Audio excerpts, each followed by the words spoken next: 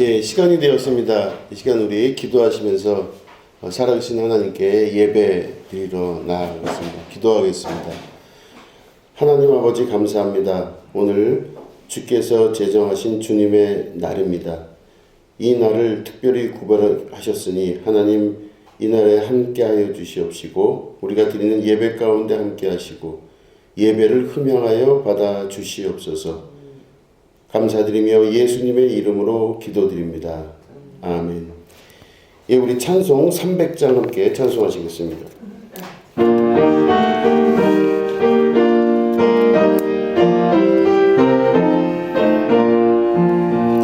내 마음이 낙심되며 근심에 눌릴 때 주께서 내게 오사 위로해 주시네. 가는 길 깜깜하고 괴로움 많으나 주께서 함께하며 내 짐을 지시네. 그네가 내게 족하네. 그네가 족하네. 이 괴로운 세상 지날 때 그네가 족하네. 희망이 사라지고 친구 날 버릴 때 주 내게 속삭이며 새 희망 주시네.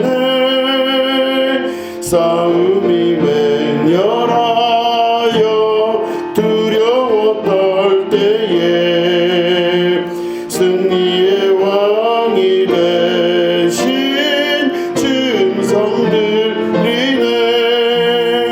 그네가 내게 족하네.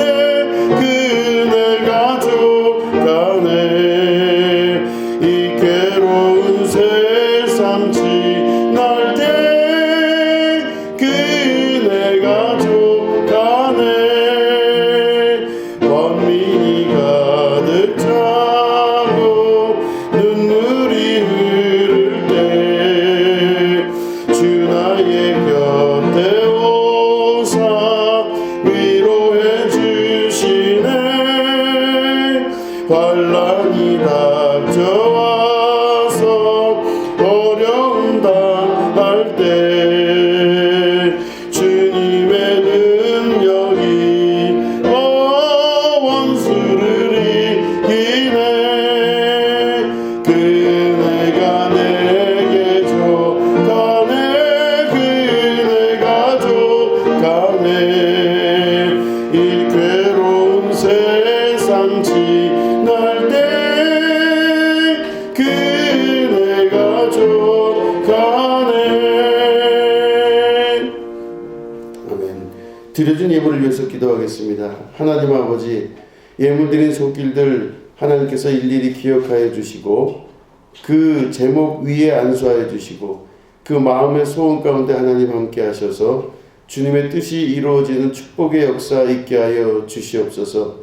물질을 지배하고 다스릴 줄 아는 능력과 힘을 허락하여 주시고 자기를 다스릴 수 있는 능력과 힘을 허락하여 주셔서 이 땅에 살아가는 동안 승리하신 주님의 그 길대로 함께 승리하며 나갈 수 있는 축복의 자녀들 삼아 주시옵소서. 하나님 아버지, 이 드려진 예물의 손길들 하나님께서 일일이 그 생활과 인간관계와 모든 것 위에 함께 하셔서 하나님의 역사하심과 이끄시는 귀한 축복을 받게 하시고 이들이 기뻐하는 삶을 살며 하나님께 그로 인해 영광 돌리는 축복의 자녀들의 증거될 수 있도록 인도하여 주시옵소서. 감사드리며 예수님의 이름으로 간절히 축복하며 기도드립니다. 아멘.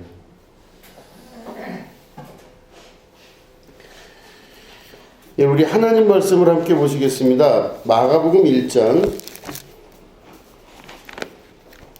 16절부터 20절에 있는 말씀입니다.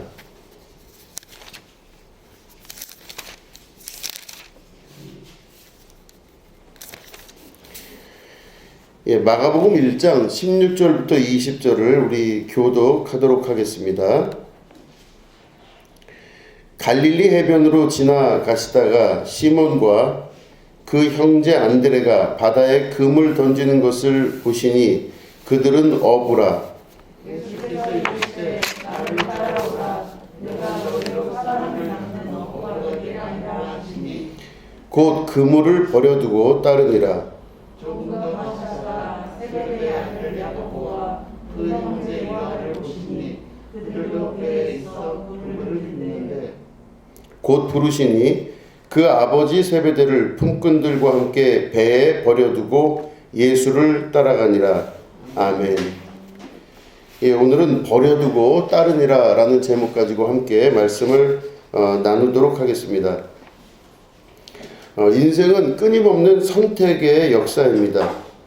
우리 한 사람 한 사람이 살아가면서 어떤 선택을 하고 그 선택의 결과가 우리 삶 속에 나타나게 되는데 그 선택의 행위 그리고 그 선택의 총합이 그 사람 전체라고 볼 수 있습니다. 다시 말해 나라는 사람이 누군가를 설명해 줄 수 있는 것은 그 사람이 어떤 시기가 왔을 때 어떤 때가 왔을 때 그 사람이 한 모든 선택의 총합적인 결과 그게 바로 지금 현재의 나라고 하는 것입니다. 그렇기 때문에 그 사람을 굳이 설명하지 않더라도 그 사람이 어떤 때 무엇을 선택했냐를 보면 그 사람을 알 수가 있는 것입니다. 오늘 말씀 보면 갈릴리 해변으로 예수님께서 지나가시는데 예수님의 제자들을 만나는 첫 번째 장면이 나옵니다. 그 첫 번째 장면이 바로 예수님께서 그 제자들에게 나를 따라오라 말씀하시고 또 제자들이 그 예수님을 쫓아가는 장면이 나옵니다.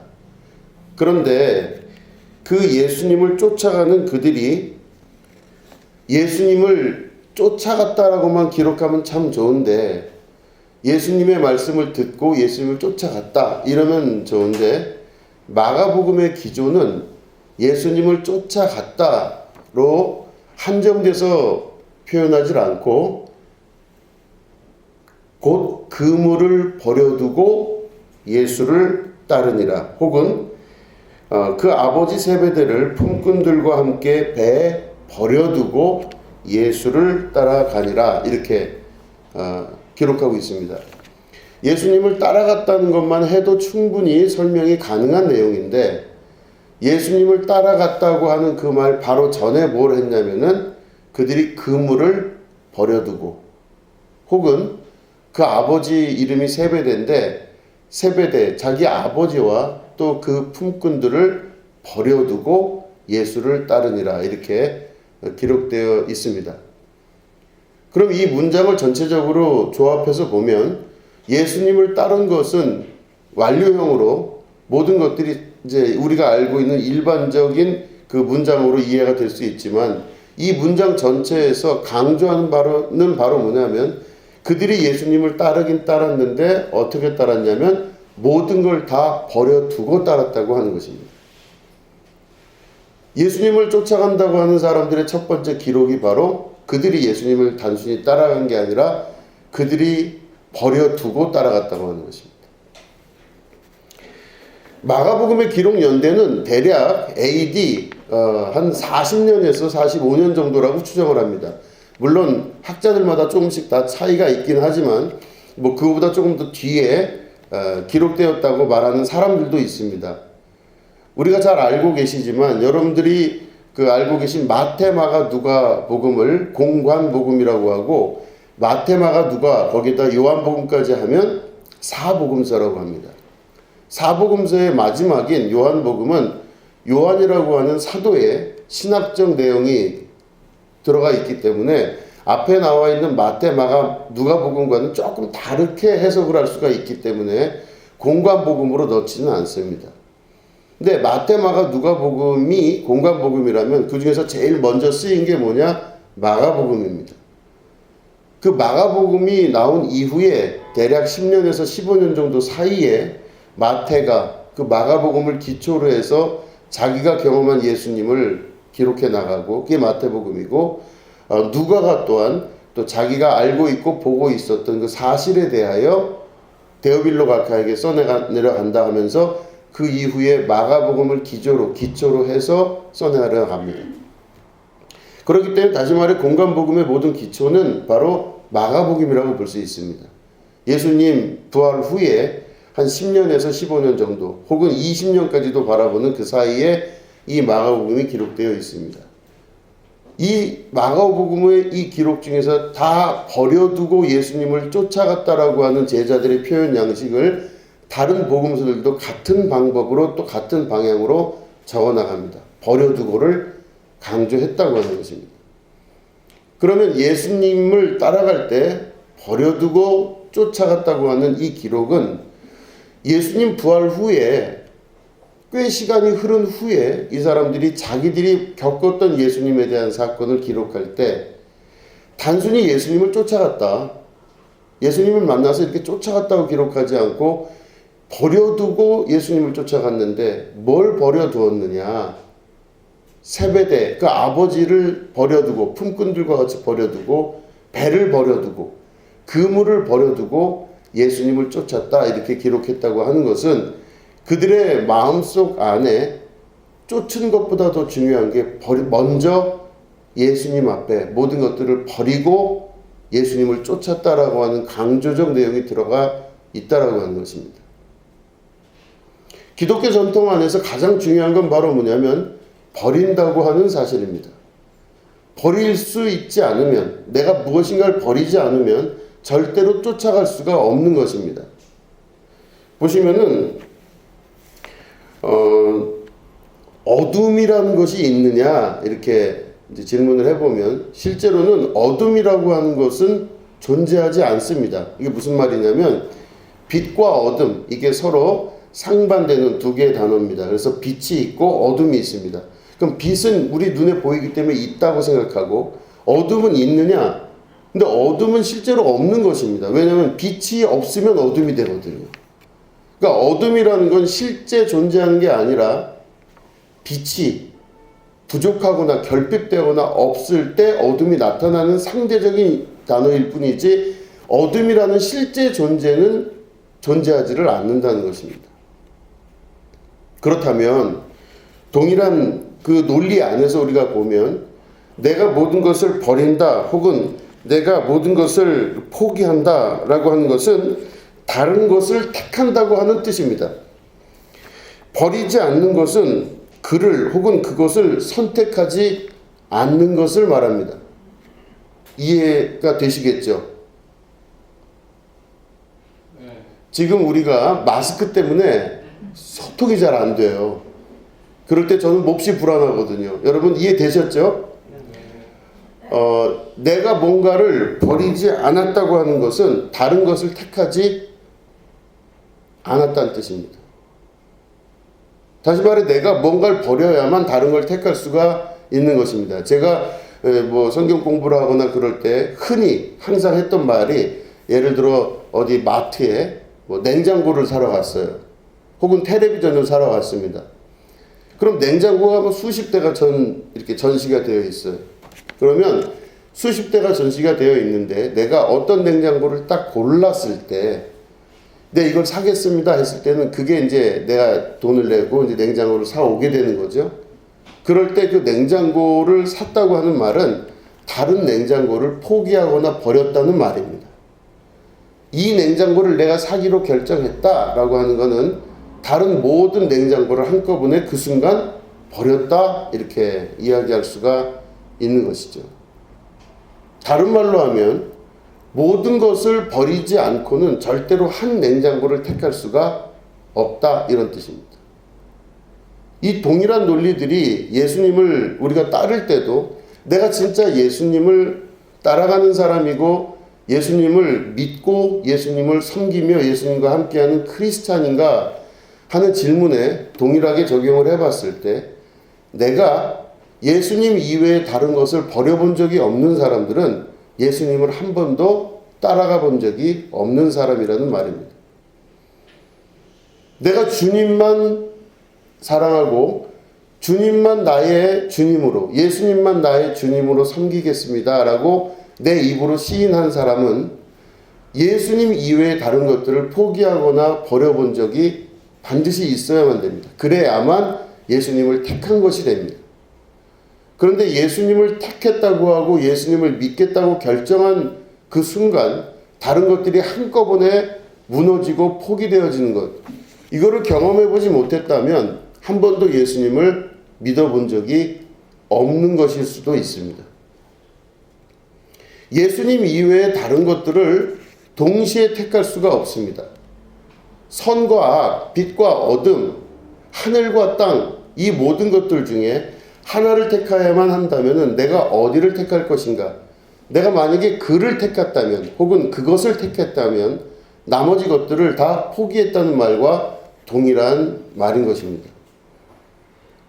그렇기 때문에 하나님께서 우리에게 보내주신 예수님, 그리고 하나님께서 그 예수님을 통해서 우리에게 항상 하시는 그 의문적인 질문, 그건 바로 뭐냐면 선과 악 중에 무엇을 택할 것이며 하늘과 땅 중에 무엇을 택할 것이며 영과 육 중에 무엇을 택할 것인가 라고 하는 그 질문에 우리가 응답하고 대답해 나가는 삶의 과정이라 볼 수가 있는 것입니다.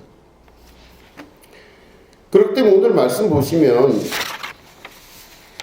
시몬이라고 하죠. 베드로입니다. 예수님의 수제자가 된 그 베드로가 마가복음 1장에는 베드로와 그리고 그 형제 안드레가 그들이 가지고 있었던 그물을 버려두고 예수님을 쫓아갔다 이렇게 기록하고 있고, 또 그 밑에 보면 세베대의 아들 야고보와 그 형제 요한을 기록하면서 세베대와 그 형제 요한이 예수님이 따라오라 말씀하시니 그들이 아버지 세베대를 품꾼들과 함께 배에 버려두고 예수님을 쫓았다 이렇게 기록하고 있습니다. 그들이 예수님을 단순히 쫓아가거나 택하거나 예수님에게 다가갔다고 기록하지 않고 버려두고 택했다고 하는 것은 그들이 무엇인가를 버렸다고 하는 것을 강조하는 내용, 반복적으로 말씀을 드리는 것입니다. 버리지 않고는 절대로 하나를 택할 수가 없습니다. 내가 무엇인가를 택하고 나서도 나머지 것들에 대한 미련을 버리지 않고서는 내가 택한 것에 대한 가치가 사라지기 시작합니다. 내가 이 냉장고를 샀지만 이 냉장고 말고 다른 냉장고를 살 수 있을 것이라고 하는 가능성을 내포하고 있다면 그 냉장고에 대한 가치가 한없이 바닥으로 떨어지게 되는 것이죠. 내가 무언가를 결정하고 택했다고 하면 그 내가 택하고 결정한 것의 가치를 높이기 위해서는 나머지 것들이 버려져야만 되는 이런 논리적인 그리고 그 안에 신앙적인 결단이 반드시 있어야만 되는 것입니다. 예수님을 만나서 우리가 신앙생활을 할 때도 내가 예수님을 택했다고 한다면은 예수님을 택한 그 즉시 나머지 것들을 다 포기할 수 있는 용의가 우리 가운데 있어야만 되는 것입니다. 이게 보시면은 이 모든 것을 버렸다라고 하는 그 단어를 제가 찾아보니까 이제 그들이 그러니까 3인칭 복수로서 그들이 버렸다라고 하는 거는 아펜테스라고 하는 히라보 단어를 쓰는데 이제 원역을 보면은 이게 아페이미라고 하는 단어를 사용합니다. 근데 아페이미 버리다라고 하는 이 아페이미라고 하는 단어를 자세히 뒤져보니까 조금 이렇게 그 용도마다 좀 이렇게 다르게 사용이 됩니다. 2인칭 단수 뭐 주격 속격 이럴 때 어떻게 쓰이나 뭐 이런 뭐 모양들이 달라지는데 가장 중요하게 아페이미라고 하는 버린다라고 하는 이것의 아주 중요한 핵심이 바로 뭐냐면 두 가지 뜻이 있습니다. 하나는 영어로 to send away, 다시 말해 멀리 보내다 이런 뜻이에요. 그러니까 버린다고 하는 게 우리는 단순히 어떤 걸 딱 버리다 이렇게 이야기를 하지만 그게 아니라 멀리 보내다 이런 뜻이 있어요. 그럼 내가 서 있는 상태에서 시몬 베드로와 또 그 형제 안드레와 또 나머지 사람들이 그물과 아버지와 그 모든 걸 버려뒀다라고 할 때는 그들을 멀리 떠나 보낸 것입니다. 다시 말해 이별했다고 한 뜻입니다. 자기 그물과 자기 아버지와 그리고 품꾼들과 배를 떠나보내고 결국엔 그들과 이별을 했다고 하는 것입니다. 만날 수 없는 이별을 스스로 만들어낸 이 행위, 이게 바로 아페임이라고 하는 이별하는 행위를 했다고, 이게 바로 버려뒀다고 하는 것의 원래 뜻입니다. 우리가 너무나 소중하게 생각하는 것들은 우리의 안전입니다. 대부분 우리는 이렇게 살아야 안전하고 이렇게 살아야 괜찮고 이렇게 살아야 행복하고 이런 생각들을 대부분 많이 하고 살고 있습니다. 결론적으로 얘기하면은 행복하기 위해서 신앙생활하고 행복하기 위해서 돈을 벌고 행복하기 위해서 밥을 먹고 행복하기 위해서 인간관계를 하게 되는 것이죠. 그런데 이 모든 목적이 우리 안에 분명히 있는데 그 모든 목적의 근거, 다시 말해 이것들을 이루기 위해서는 돈도 있어야 되고 직장도 있어야 되고 건강도 있어야 되고 사람들 관계도 있어야 되고 또 친척도 있어야 되고 여러 가지 것들이 다 존재하게 됩니다. 이게 있어야 내가 행복할 수 있는 기본 조건이 된다고 생각을 하는 것이죠. 이게 없으면 어떻게 행복하냐고 우리는 스스로 질문할 수 있습니다. 그것 중에서 하나라도 빠지면 행복할 수가 없게 되는 것입니다. 옛날 고대에서도 많은 사람들이 생각할 때는 나를 지켜줄 수 있는 유일한, 내가 행복할 수 있는 유일한 조건들이, 또 나를 안전하게 해줄 수 있는 유일한 조건들이 분명히 있었던 것입니다. 돈도 있어야 되고 일가 친척도 있어야 되고 가족도 있어야 되고 직장도 있어야 되고 먹고 살 만한 음식도 있어야 되고 누릴 만한 여가도 있어야 되고 이런 것들이 나의 행복과 안전을 보장해주는 중요한 조건이라고 생각한 것이죠. 그런데 고대 사회부터 내려왔던 이런 나의 행복에 대한 전제 조건들이 끊임없이 같은 방식으로 내려오게 되는데 성경을 자세히 보시면 하나님은 거기서 다 떠나라고 말씀을 하십니다. 아브라함이 기독교의 시작이라고 우리는 이야기할 수 있습니다. 아브라함서부터 이스라엘 민족이 시작됐다고 볼 수 있죠. 아브라함을 하나님께서 부르실 때 뭐라고 부르셨냐면은 아브라함아 이리 와라 이렇게 단순하게 말씀하지 않고 아브라함아 아브라함아. 그러니까 아브라함이 누구십니까? 그러니까 서로 대화를 하다가 아브라함에게 뭐라고 말씀하시냐면 아브라함아 내 친척 본토 아비집을 떠나서 내가 너에게 지시할 땅으로 네가 가라 이렇게 말씀을 하세요. 지금보다 더 옛날 아주 굉장히 오래전 이야기죠. 대략 BC 한 3500에서 4000년 정도라고 추정되는 그 시기에 아브라함이라고 하는 사람에게 하나님이 음성으로 나타나셔서 말씀하시기를 내 친척과 본토와 아비집을 떠나라. 여러분 그 당시에는요 조그만 부족사회입니다. 국가로도 커지지 못했던 조그만 부족사회에서 자기네 식구들끼리 똘똘 뭉쳐 살아야 안전한 겁니다. 이 자기들이 살고 있는 이 동네에서 조금 벗어나면요 언제 어디서 강도질을 당할지 누가 나를 해칠지 뭐 전혀 이거는 알 수가 없는 세계가 됩니다. 그렇기 때문에 이 부족의 힘이 굉장히 강력했던 아브라함 당시의 시기에 친척 본토 아비집을 떠나라라고 하는 것은 다른 말로 하면 죽어라 이 뜻이에요. 그러니까 사람들이 너 니네 너 친척 본토 아비집에서 떠나라 이 말을 들을 때는 죽어라 라고 해석을 하는 거예요. 왜냐하면 밖으로 나가서 어디서 내가 살 수 있는 근거가 없다고 하는 것입니다. 거기를 떠나서는 도무지 내가 살 수 있는 근거와 세상에 아무것도 바라볼 게 없는 거예요. 금방 나가면 금방 강도질을 당하거나 죽임을 당하거나 끌려가서 노예가 되거나 어떻게 될지를 모르는 그것인데 그 범주를 벗어나라고 하시는 하나님의 음성은요 이거는 끔찍한 사건입니다. 우리가 글로 읽거나 하도 자주 들었기 때문에 이 말이 우리에게는 그렇게 끔찍하게 들리지 않을 수도 있습니다. 그런데 실제 아브라함의 입장에서 그걸 들을 때는요 정말 끔찍한 조건이고 끔찍한 부르심입니다. 네 친척 본토 아비집을 떠나라. 다른 말로 하면 버리라 이 뜻이에요. 버리라. To send away. 모든 것에서 이별하라. 그들과 이별하여 내가 너에게 새로 만들 그 땅으로 가라. 끔찍하죠.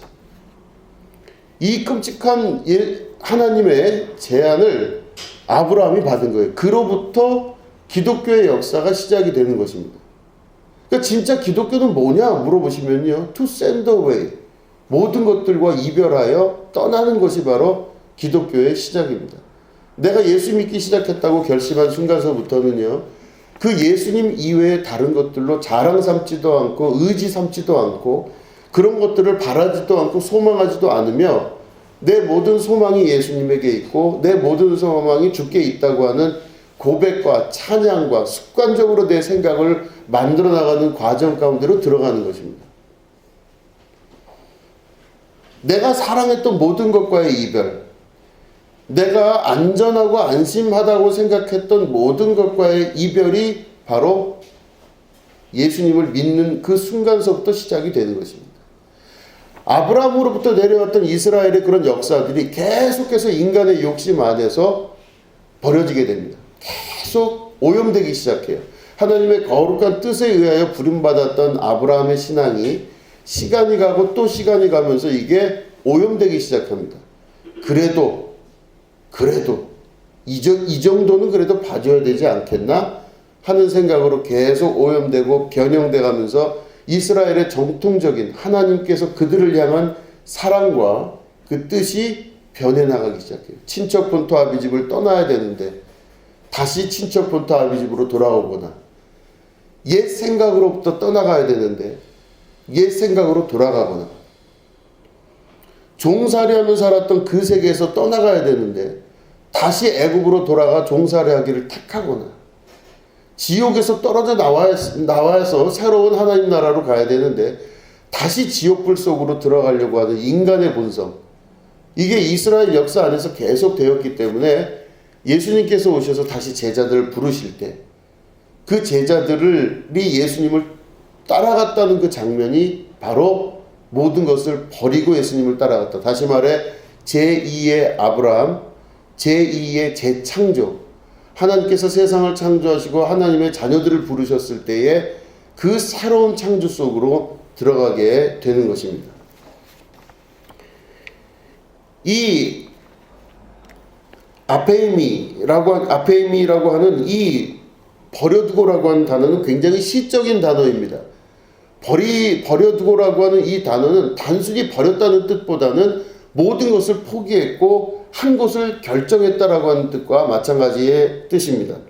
예수님을 따라갔다라고 단순하게 적을 수 있었지만 모든 것을 버렸다는 뜻이 그 안에 강조점으로 들어가 있다라고 하는 것이죠. 모두 떠나보낼 수 있는 그 내가 생각했던 모든 것들과의 분명한 이별이 있어야 된다는 것, 이게 바로 아페이미의 핵심입니다. To send away, 이게 첫 번째 해석이라면 두 번째 해석은 바로 뭐냐면 leave alone이라고 하는 해석이 가능합니다. 다시 말해 홀로 외로이 떠난다 이런 뜻이에요.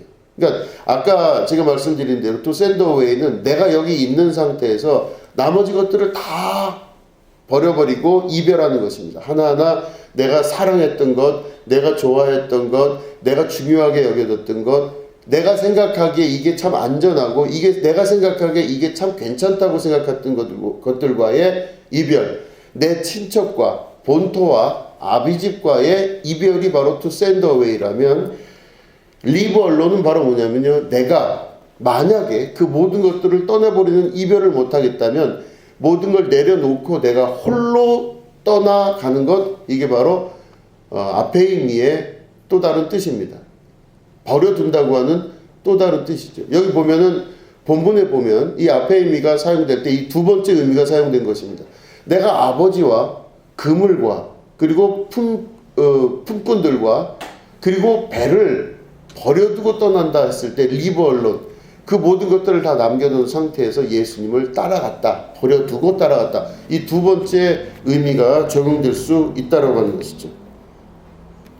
우리는 이 두 가지 모든 의미들을 우리 삶 속에서 실천할 수 있는 믿음의 결단이 있어야만 됩니다. 우리가 안전하다고 생각하고 안심하다고 생각하고 이래야만 행복하고 행복의 조건을 이루기 위해서는 이러한 것들이 반드시 있어야만 된다라고 하는 생각을 버리고 포기할 수 있고 그걸 버려놓을 수 있어야만 되는 것입니다. 성경에 나와 있는 모든 그 역사는 버림의 역사입니다. 이게 보시면은 그 모두 떠나보내다라고 하는 to send away, 아페이미의 그 to send away, 다 보냈다라고 하는 이 뜻을 보면 여러분 생각나는 거 있지 않습니까? 야곱이 외삼촌 라반네 집에서 종살이하고 살다가 이제는 그 외삼촌 라반네에서 탈출을 감행하고 외삼촌의 그 두 딸들을 라헬과 레아와 또 그 나머지 몸종들과 함께 부인 총 4명과 자기가 살던 고향집으로 돌아오게 됩니다. 그 돌아오게 되면서 이 야곱이 돌아와 보니 뒤에서는 외삼촌 라반과 그 자녀들이 아들들이 이 야곱이 아무래도 뭔가 좀 사기가 있는 것 같다 싶어서 그걸 잡아 죽이려고 막 쫓아와요. 그 야곱이 나름 이제 자산가로서 나름 그 외삼촌에서 돈도 좀 많이 벌고 나와서 모든 게 이제는 그전과 다르게 넉넉하고 이제는 자기는 식구들도 있고 또 자녀들도 많고 또 부리는 아마 일꾼들도 있을 거고 뭐 재산도 많은 거죠. 양도 많고 뭐도 많고 해서 다 재산을 모아서 이제는 성공한 사람으로 금이 환영하는 것인데 실제로 그 외삼촌 라반은 이 야곱을 사기를 쳐서 이 모든 일을 했다라고 하는 뒤집어 씌우는 그걸로 뒤에서부터 죽이려고 쫓아오는 과정입니다. 그러니까 이 야곱이 막 가요. 성공한 사람 같은데 이제는 그전과 다르게 나는 좀 있어요. 돈도 있고 여유도 있고 식구도 있고 모든 게 다 행복할 수 있는 조건이 된 것 같은데 중요한 건 뒤에서 누군가 쫓아오고 있는 삶입니다. 난 다 있는데 지금 그전과는 달라요. 내가 그전에는 호롤단신 외삼촌 라반네로 도망가서 그냥 종살이 하면서 노예처럼 거기서 부려먹는 대로 그냥 이렇게 살고 힘든 세월을 보내다가 거기서 이제 자산이 충분해져 가지고 여유 있게 모든 게 다 충만한데 쭉 와서 도망오다 보니까 결국 도망자가 된 거예요. 외삼촌 라반네에서 잡아 죽이려고 쫓아와요. 그런데 이제는 뒤에서 쫓아오는 정도가 문제가 아니라 앞에 있는 내가 옛날에 장자권을 팔아먹었던 그 형이 버젓이 살아있다는 겁니다. 그 형이 바로 에서죠. 장자권을 훔쳐서 도망간 동생놈을 이를 악물면서 아마 칼을 갈고 기다렸을 수도 있는 그 에서. 그 야곱은 자기는 이제 다 모든 게 변한 줄 알았어요. 행복의 조건이 다 이루어진 줄 알았어요.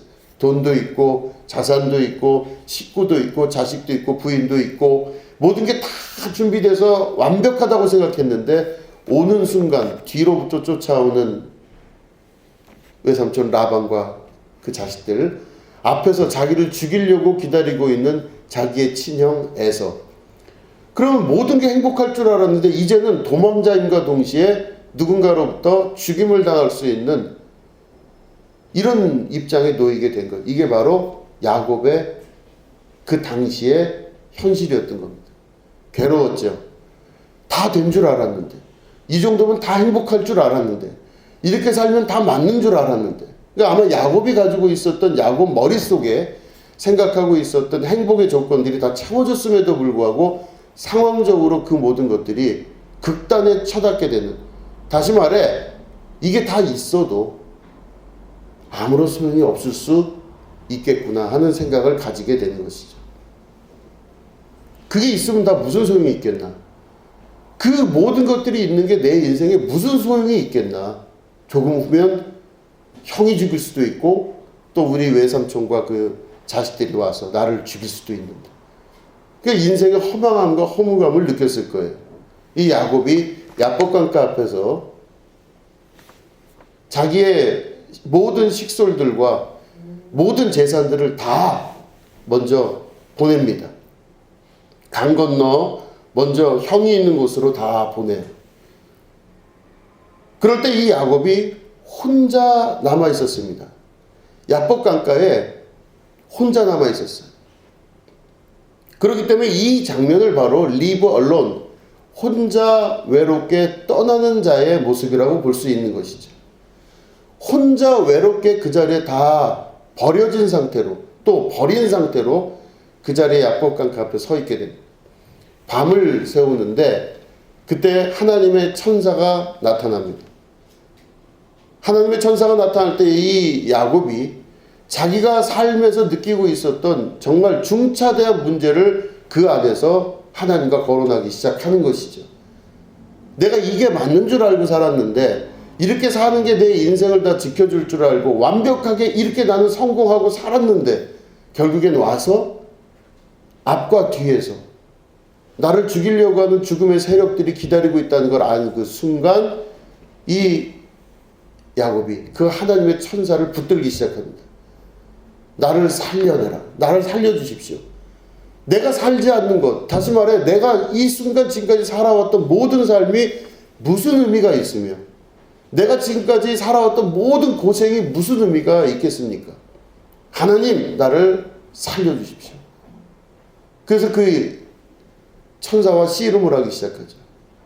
이 천사가 결국엔 이 야곱이 아주 지긋지긋할 정도로 날이 셀 때까지 자기를 붙들고 살려달라고 이야기를 하니, 그 천사가 바로 야곱의 환도뼈를 부러뜨립니다. 야곱의 환도뼈는 이 골반뼈죠. 이 골반하고 이 허벅다리가 이어지는 그곳의 뼈를 환도뼈라고 하는데, 이스라엘 사람들이 전통적으로 환도뼈라고 하는 그 개념은 바로 상식 능력을 말합니다.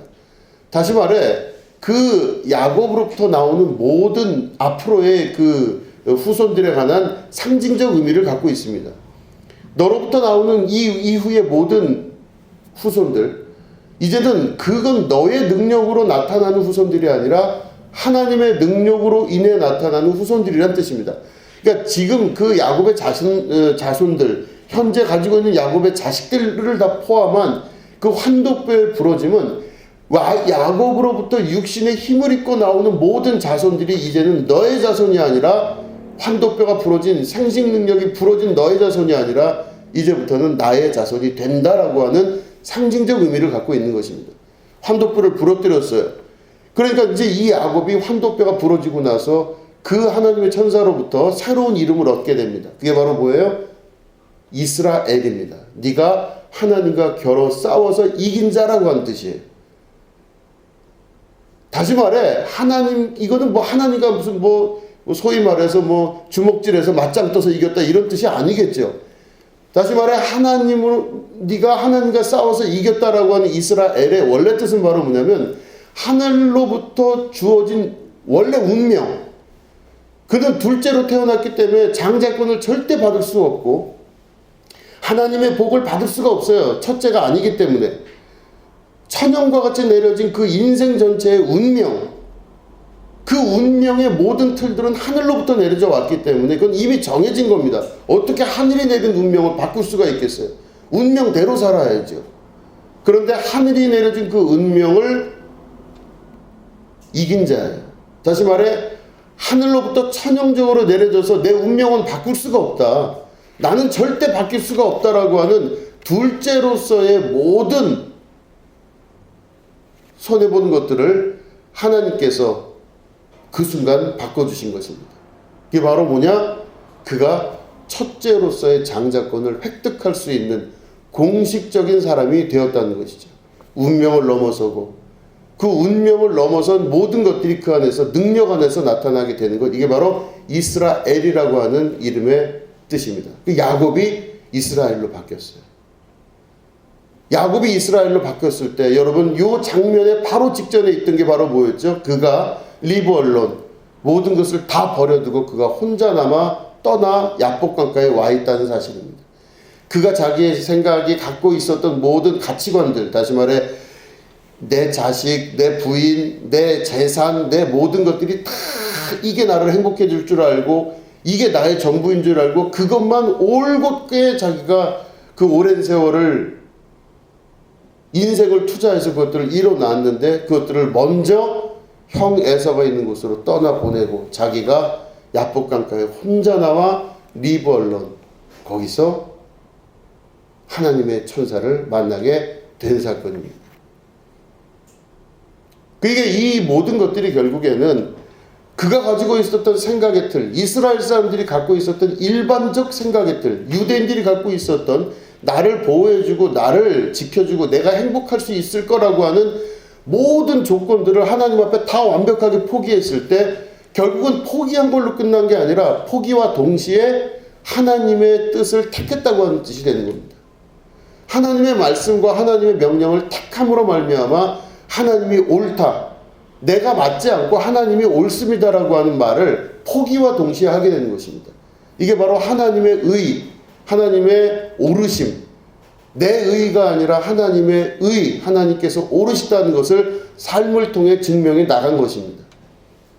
내 가치관이 맞지 않다라고 하는 것을 하나님 앞에 온전히 고백하고 내 모든 삶의 비전과 방법과 모든 가치관의 중점은 바로 하나님, 나를 만드시고 나를 지으시고 나를 조성하셔서 이 땅에 있게 하신 그 하나님께 자기의 가치관을 둔 자, 이런 사람들이 하나님의 천국을 맛보게 되는 축복이 시작되는 겁니다. 이게 바로 이스라엘의 시작이고, 이스라엘의 실제 시작은 그가 홀로 외롭게 하나님과 단판을 벌인, 혼자 떠나게 되는, 모든 것을 버린 그 순간서부터 시작이 되었다고 하는 것입니다.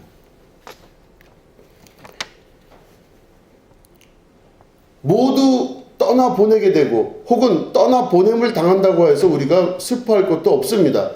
하나님은 사랑하는 자녀들에게 때때마다, 시시마다 때로는 어려움을 주실 때가 있습니다.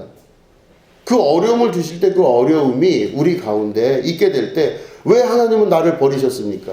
왜 하나님은 나를 예쁘게 생각하지 않으시고 이렇게 나를 힘들고 어렵게 만드십니까? 이렇게 고민할 때가 참 많아요. 고백할 때가 많아요. 그런데 하나님이 나를 버리신 게 아니라 하나님께서 나를 혼자 있을 수 있게, 아페임이 혼자 있을 수 있게 놔두시고 모든 것을 버릴 수 있는 상황과 기회 가운데로 우리를 이끄신다는 것을 믿음으로 고백할 수 있으셔야 됩니다. 힘든 걸 힘든 거로 바라보지 마시고 조금만 참고 기다리시면은 하나님의 역사를 반드시 보게 되는 축복이 있게 되는 것이죠. 여러분, 그 야곱의 그 이스라엘의 아들들이 있지 않습니까? 그리고 요셉이라고 있잖아요. 그죠? 요셉을 다른 형제들이 미워했어요. 다른 형제들이 미워해가지고 요셉을 죽였다고 거짓말을 하고 그 아버지에게 거짓말을 하고 요셉을 구덩이에 버려버렸는데 그 요셉을 아라비아 상인들이 끌고 가서 데리고 갑니다. 애굽으로 데려가죠. 그 애굽으로 데려가면서 노예시장에서 그냥 팔아버렸어요. 이 어린애를. 이 요셉이 결국엔 어떻게 됐냐면은 애굽의 총리가 됐습니다. 굉장히 높은 관직까지 올라갔죠. 그러니까 형제들이 버린 그 요셉이 애굽의 총리가 됐어요. 그가 스스로 내가 지금 여기서 뭐 왕따를 당하겠습니다, 내가 나가겠습니다, 뭐 이렇게 이야기한 적이 없어요. 그는 단순히 버림을 당했고 그는 형제들로부터 미움을 당했으며 그로 인해서 결국에는 노예 생활을 할 수밖에 없는 아주 참혹한 결과를 경험하게 된 것입니다. 그때 그 요셉이 보내짐을 당한 거죠. 그러니까 결국엔 자기가 모든 것을 버린 게 아니라 자기가 버려짐을 당함으로 말미암아 원래 있었던 안전한 세계에서 떠나게 된 거예요. 자기 형과 형제들과 식구들과 사는 게 제일 안전했겠죠. 그 아버지 밑에서, 그 형제들 밑에서 그냥 잘 말 고분고분 잘 듣고 살면 행복했겠죠. 그런데 그 요셉이 버림받을 때는 얼마나 이 심정이 힘들었겠습니까? 근데 그 요셉이 팔려가서 노예에서 결국엔 하나님의 능력과 힘으로 그가 애굽의 총리가 되고 나서 나중에 입장이 바뀌었어요. 이 이스라엘 전역에 그 막 가뭄이 일고 너무나 고통스러운 시기가 시작되니까 그 아버지와 형제들, 그 아버지는 물론 이 아들 요셉이 죽은 줄 알았는데 그 아버지가 밥이 없으니까 밥 좀 구하러 가라 그래요. 그러니까 이 형제들이 쌀 좀 구하려고 밥 좀 구하려고 갔는데 보니까 다 나라들마다 지금 막 가뭄이 일어나고 너무 힘들어서 쌀 한 톨 구할 수가 없을 때 굳이 간 데가 어디냐면 애굽이라는 데를 갔겠죠. 그 애굽이라는 데를 가가지고 가봤더니 국경 수비대에 때 걸린 겁니다. 그 형제들이 질질 끌려서 왔어요. 막 두들겨 맞으면서 왔겠죠. 그래서 딱 그 총리 앞에 씁니다. 그래서 이 총리가 결정을 내리는 거예요. 이게 스파이냐 불법 체류자냐 뭐 이러면서 이제 물어봤겠죠. 이제 그러 하는데 이 총리가 된 요셉이 딱 보아하니 자기 형들이에요. 자기를 버렸던, 자기를 죽이려고 했던 뭐 했던 어쨌든 버렸던 그 형들이에요. 이 총리가 얼굴을 가린 상태에서 그 형들을 내보내서 아버지를 모시고 와라 이렇게 얘기를 해요. 죽기가 두려우니까 이 형들이 아버지를 모시고 오죠. 그럴 때 맨 마지막에 그 장면은 참 기가 막히게 멋진 장면입니다. 이 요셉이 아버지와 형들을 끌어안으면서 막 눈물을 흘리면서 있다가 형들이 나를 보냈기 때문에 내가 여기 오게 되었다라고 얘기를 해요. 화가 날 텐데. 웬만한 사람들은 그 형들을 곤장이라도 쳤을 텐데. 무슨 수를 써서든지 좀 안갚음을 해면 좋을 텐데 그렇게 말하질 않습니다. 형들이 있었기 때문에 내가 여기 오게 되었다 이렇게 얘기를 해요. 얼마나 멋집니까? 대인배죠. 그는 결국엔 뭐냐면 모든 어려움과 아픔들이 있었는데 그 삶의 질고가 얼마나 어려운 가운데 그 어린 나이에 힘들었겠습니까?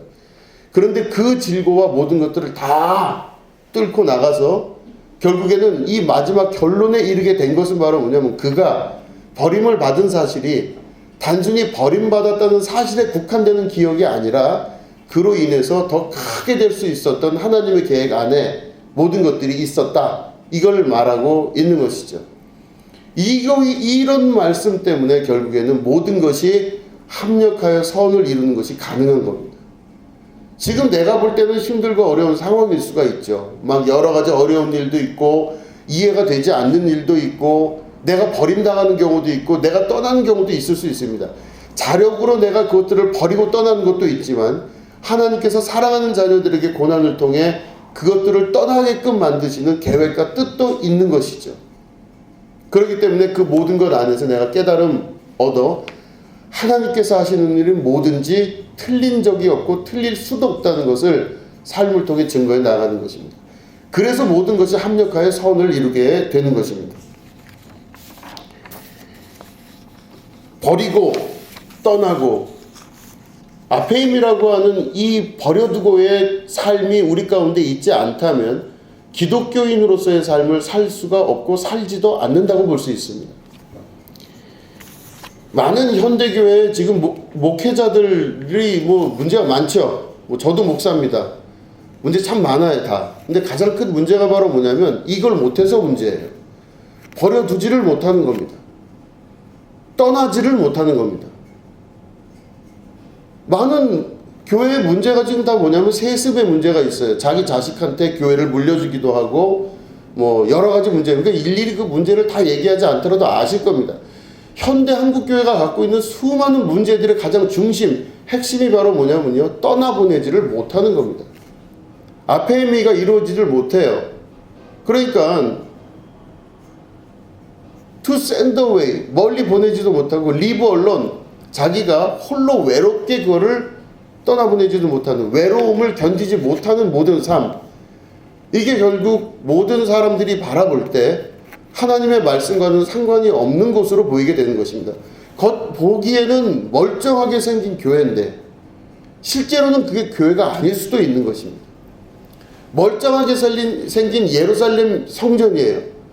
그 예루살렘 성전에서 수많은 제사장들과 사두개 바리새인들이 모여서 많은 사람들이 가지고 온 수많은 재물들로 재물 삼고 거기서 엄청난 역사가 일어나는 듯이 보이지만 그 안에서 일어나는 구원이 있는 게 아니라는 것입니다. 예루살렘 성전 안에 그 중앙에서 하나님의 역사와 구원이 이루어지는 것이 아니라고 하는 것입니다. 그게 겉보기에는 성전이었지만 하나님께서 보실 때는 진짜 성전은 거기 있는 것이 아니라 예루살렘 성 밖에 있었던 골고다 언덕에 해골의 골짜기를 넘어서 있는 십자가의 구원이 있었다는 것입니다. 성 안에 사람들이 몰려서 너무 괜찮아 보이고 멋있어 보이고 세련돼 보이고 그래도 전통적이고 뭔가가 다 있어 보이는 예루살렘 성전의 구원이 일어나지를 않았다는 사실이죠. 해골의 골짜기, 그곳에 구원의 십자가가 우리에게 오늘도 말씀하고 계시는 것입니다. 그곳에 달리신 우리 예수님께서 나를 따르라 하실 때는 예루살렘 성전을 정복하여서 중앙에 들어가서 모든 것들을 장악하는 것이 아니라 그 홀로 외로운 길을 골고다 언덕을 걸어가시면서 최후의 십자가에 매달려 죽으시면서 너희들이 나를 따라오려거든 누구든지 나와 똑같이 너희들 십자가를 메고 이 예루살렘 성 밖으로 나를 쫓아올지니라 이렇게 말씀하시는 주님의 역사가 있게 되는 것입니다. 모든 것을 버리고 하나님을 택한 자, 내가 하나님 앞에 모든 것을 정말로 버릴 줄 아는 자, 그를 한번 하나님 입장에서 생각해 보시기 바랍니다. 하나님을 택한 사람, 하나님의 가치를 최고로 높인 사람이 되는 것입니다. 하나님을 얻기 위해서 모든 걸 버릴 수 있다면 하나님의 가치는 엄청나게 높아지는 겁니다. 여러 개 내가 가진 것 중에 하나가 하나님이다 그러면 하나님의 가치는 여러 개 중에 하나 정도예요. 그러나 내가 모든 것을 버리고 하나님을 택할 수 있다 그러면요, 그 하나님의 가치는 내 인생과 삶과 전체를 다 주고도 살 수 없는 어마어마한 가치가 되는 것입니다. 다시 말해 하나님의 영광을, 하나님의 이름에 합당한 영광을 돌리고 하나님께 모든 영광을 돌리는 삶을 산다고 하는 것은 그 가치를 높여드리는 것입니다. 하나님의 가치를 높여드리는 것은 바로 내가 주님 앞에 나를 포기하고 내 전생에 내 유일하게 사랑하는 대상은 하나님 한 분이십니다라고 고백할 때 그 하나님의 가치가, 그 영광이 그의 합당한 영광으로 나타나게 되는 것이죠.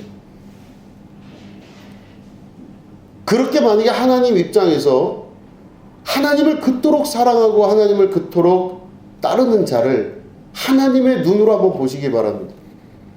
너무너무 사랑스럽고 귀하고 아름답고 선하며 그 인생 전체를 통하여 하나님께서 영광이 드러나기를 원하시고 내가 너를 택하고 내가 너를 지명하여 내가 너를 불렀으니 네 인생 전체는 내가 책임지겠다.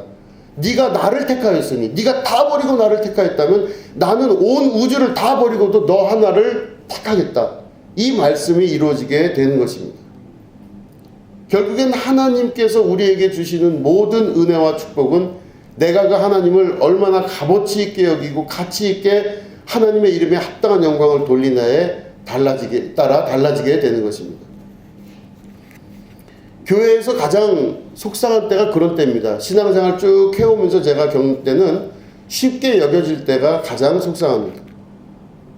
뭐 그냥 그까 있고 교회, 뭐 그냥 뭐 하나님 말씀, 흔해 빠진 성경책, 흔해 빠진 하나님 말씀, 맨날 했던 말 또 하는 똑같은 이야기, 지긋지긋한 그곳. 그러니까 결국에는 교회 와도 말씀을 들어도 또 신앙생활을 한다 하더라도 그냥 그게 그거예요. 그러니까 여러 가지 가치 중에서 한 가지 가치 정도밖에 되지가 않는 거기에 많은 사람들이 순교하고 예수님께서 십자가에 달리시고 할 만한 일들이었나. 너무 속상합니다. 그렇기 때문에 우리 안에 믿음으로 고백하며 이거는 성직자가 하는 것이 아니라 우리 모두가 같이 주님 앞에 나아가야 될 일들입니다. 하나님의 이름에 합당한 영광을 돌리고 그러기 위해서는 우리가 앞에 이미 모든 것들을 버려두고 쫓아갈 줄 아는 믿음의 결단이 있어야 되는 것입니다. 버려둔다고 하는 것은 뭐 오늘 예를 들어서 직장 그만두고 집에서 혼자 떠나서 어디로 가라 뭐 이런 뜻이 아니에요. 삶의 가치관과 삶의 중심점에서 내가 그 중심점을 하나님께로 옮기란 뜻입니다. 야곱이 야복강가에서 이스라엘로 변한 다음에 자기 식구들에게서 다 떠나서 홀로 독도로 살아간 것이 아니라고 하는 것입니다. 그는 삶의 가치관이 그 이스라엘로 바뀌게 되면서 그 인생의 가치관과 생각이 변하게 된 것입니다. 그 인생과 삶의 가치관이 변함으로 말미암아 모든 것들보다 가장 중요한 게 뭐예요? 하나님이에요.